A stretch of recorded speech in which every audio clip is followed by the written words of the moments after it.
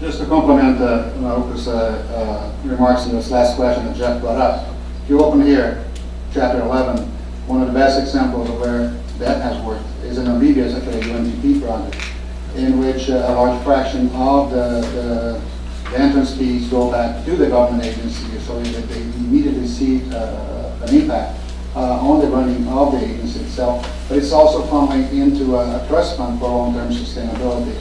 And more importantly, it has had, it actually ticked the needle on the GDP, the expansion of protected areas in the country. So that caught the attention of politicians as well. When we talk about natural capital and violation of ecosystems, sometimes we focus mostly on the consumptive side of what we can do with biodiversity, but there's actually a lot of value to be accrued on traditional, so-called traditional investments, which is the assets of the future. It's what I think Pavans would call the ecological infrastructure of a country. So if we start to talk about that in those terms, I think we're getting there. But we need to do much more of that. And actually we see some investments that were made in the absence of the work, policy work of the government not be as successful as those that did. So it's a great point. Questions? Any more questions? Yes? Yeah. Well, if I could ask a quick question, almost one comment if I may, and one question. The comment regarding Jeff's remark was now a question. Something coming from the World Bank, I was the senior biodiversity specialist in the World Bank, a long time along with Kathy. We tried repeatedly to get projects so that revenues from parks would stay in the park and come back to the park. The World Bank refuses to earmark revenues, because if you allowed national parks to do that, goodness knows where it would end. And I would suggest that Malcolm in her new role might spend useful time with her old colleagues and trying to persuade them that at least for biodiversity conservation they could make an exception. That's my comment. My question is that although we write great books about very successful projects, the GEF has also had some projects which have not been so successful. We've had GEF projects where the government has accepted money and then towards the end of the project driven a road through it, submerged it because of a hydro dam and other things, or refused to sign on the dotted line because they can't stand the transparency that would be required. Is there any expectation in the phase to come that the GEF might actually refuse projects from governments where there's a bad record? Thank you. That's your question. In my last 30 years and up to the last month when I took this job, I was with the World Bank for 8 years, and I think one of the projects which was designed while I was the country director for Sri Lanka was actually the National Park project. And if I remember correctly, the design was to retain the revenue at the entity, I forgot how to call it. But then unfortunately, so the design was there, so I was a little surprised to hear that the World Bank has that policy to, not to allow the entity to retain that money, because originally that the idea was that how to make them, the more accountable of their quality of the service, and the best way to achieve that is to get the revenue from tourists, though they have to also increase the quality of the guidance service. But then at least let them keep that money and improve that quality of, say, guiding service and the managing that national park. So I actually need to check that if the World Bank really did have that policy or not. So that's what tell you the truth, that project really didn't go through because it's actually in this case was refused by the finance ministry. So it was a subsidy, but at least it was not about that. On your second question, that if the GEF has any thinking to refuse the government, which does have a bad track record. Well, first of all, I think it's really important for us to accumulate the knowledge of not only what worked or what was a success, but also, where we did fail. And that's the area we can really learn a lot of lessons. So rather than turning the blind eyes to those cases, I think that we should really learn that failure that we accumulated. So are we rejecting the project with the government with a bad record? I think usually we go more like a project by project, but then of course we have done that. Okay, so we are more innovative than the World Bank, maybe. That's a new thing, but thank you. No, I mean, Tony, thanks for the question. It is of course, a political challenge, but I've seen many projects that were rejected on the basis of not having at least used the GEF money well and at least for the same kind of activity or for the same reason. And much more, we are looking into the portfolio of the country. We have now these exercises. We did it for 47 countries at the national level, where we come to the countries, we bring the stakeholders together, we see what's the financial flow to the country, we look at the cash of the World Bank, and we see by habit where money is going, the policies that are being or not being implemented. And we have said no to many ideas that did not fit that. But of course, this is a complex system. But we have more problems than on biodiversity with the World Bank than these. I guess Tony and Kathy were the last folks at the bank who have the biodiversity word written in their business card. Maybe Valerie, I don't know Valerie in the back, she still has one, but our capacity to deal with biodiversity in the bank is starting to get smaller and smaller. So this is and I think we need the bank in many cases. So this is a challenge that it's not for us to resolve, but we do need to move on. I'd like to, Karen Sass first. Terence works with the small grants program of the UNDP, another great success according to the reviews. Actually, the GEF small grants program implemented by UNDP. And I wanted to just reflect on the point about innovation and knowledge management. And we had a side event this morning on the 20th anniversary publication of the SGP from Rio. And the point about learning from failures came up. And from our perspective, the SGP has always adopted a small grants, high risk kind of approach so that we can really innovate with projects which otherwise you might not invest large resources in, and try and scale them up. And I think in the world of development, the idea of admitting failures has really, as you mentioned, really come up. And I was just wondering if you had any ideas about how the GF might go around, being more honest about failures, and the point was made just earlier. And from our perspective, we keep the lessons very close to the countries, so the steering committees that approve the projects are the ones that in the next iteration, 3 months later, will actually be able to apply the lessons. So any wild ideas?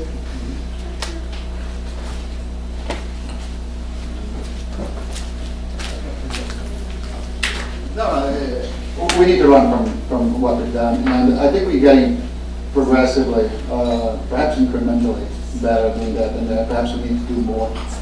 We have introduced now in the GEF 5 a more robust system, a results-based management system. We are tracking much better, what's happening on the ground. We're receiving data. Actually, it varies from agency to agency. It's a struggle also because, as we know, we have 10 agencies, and sometimes the information doesn't come in the same way, in the same form, it's comparable, etc. So, but that's the perils of working in a very decentralized partnership way. But indeed, I was the other day was maybe you can help with this. I was trying to tease out what the small grants program has done. For example, benefiting threatened species. I couldn't find it. I mean, I don't know, how you look at that, because we need to report back as well to the donors and say these are some concrete outcomes that we got out of that investment.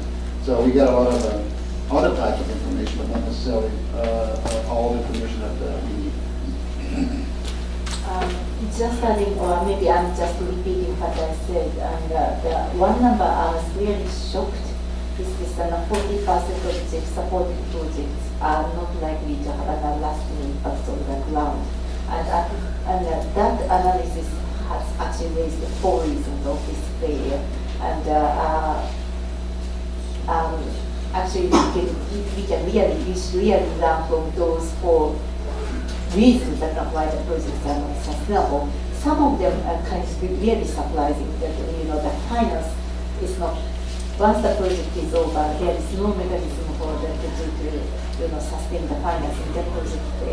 And to me, this is a real design program, that if that, the program, design of the program, never think about how it will be sustained after the project is over. And of course, that success is not expected. So that we need to really analyze those 4 areas and how we can avoid the same mistake. Money is limited, and we have to achieve the scale, and and we really cannot afford that repeating the same kind of mistake. We have time for another couple of questions. You have them? Aurelio in the back. Just to follow up on Jeff's provocation, I think there's room for the GEF to work on this kind of idea. So the GEF, for example, has been requesting co-funding from the recipient countries. But maybe more important than that would be for the recipient countries to make some political commitments on issues like that, so to ensure financial sustainability of the projects that are funded. Because we cannot go forever to solve these biodiversity conservation issues just based on donations. So donations have to be viewed as a part of the process that eventually would take us to a sustainable implementation phase where money can be, the revenue can be met internally to each country, etc. In fact, different means, ecotourism or whatever, water, sources for water, taxation, etc., etc. So I think perhaps it would pay a lot to pay more attention to that, and maybe the GEF could utilize criteria, incremental criteria. So if there's more commitment from recipient countries to take on some new policies to ensure financial sustainability, maybe they can get access to more GEF financing, things like that. I think there's room for thinking this line. Thank you. Robert, this is excellent. Actually, we would like to see those remarks in your opening speech to the CBD talk immediately, because that will greatly empower the GEF to act in that way. Thank you. Thank you. My name is Cole Russo. I'm from the Malangi Mountain Conservation Trust in Malawi. We are very grateful to both the bank and the GEF for being a trailblazer for bringing innovative ecosystem conservation mechanisms to Africa. Somehow Africa is the exclusion to just about every rule. But we, and I say we because I'm talking from the CFA Africa Endowments Committee, have a situation where the GEF Bank investments into endowments in Africa were made at a very early stage, but somehow there was an issue with the capitalization. And the 3 of us, I'm not talking about the iconic Madagascar Fund, but the 3 of us in Africa, which are the Burundi Trust, the Eastern Arc, and Mount Malangi, have been sitting at a $5 million capitalization from the beginning, and are unable to get up to the level to use those funds on a sustainable basis to even get beyond financing our operational costs, let alone getting out further. I know this was seed money, but what has happened now is a lot of other donors are looking at these trust funds as not being successful models, and we all want these models to be successful. We've all been operational for more than 10 years. We've proven our track record, but we have been unable to get more funding into our capitalization to work properly. So we continue to run projects from donors, but that is not how the model is supposed to work. So just make that comment.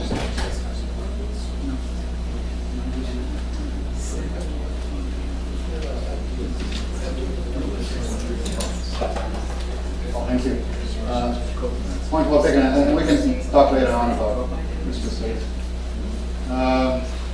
Maybe one last question? Yes, one last question in the back, and then we can finish those years on the line. Hi, I'm James Fon from Internews Earth Journalism Network.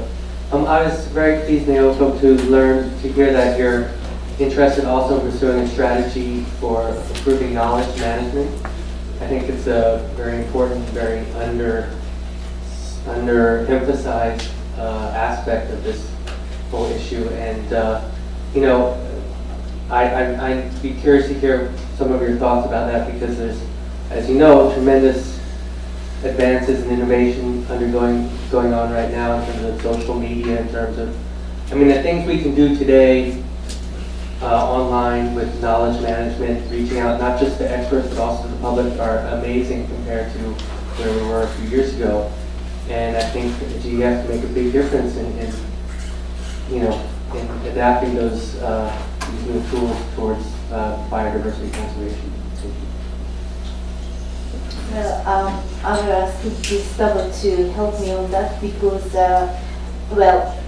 in general, the knowledge management means many things, different things to different people.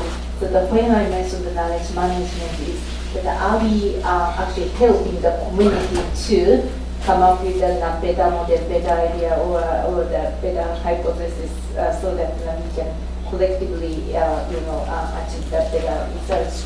But how to do it? It seems to me actually that there are several ways of doing that. And I was quite enjoying my conversation with one of my colleagues that in this area of biodiversity, which is a little new to me, that there are already kind of stylized hypotheses which can be tested with our projects of the last 20 years.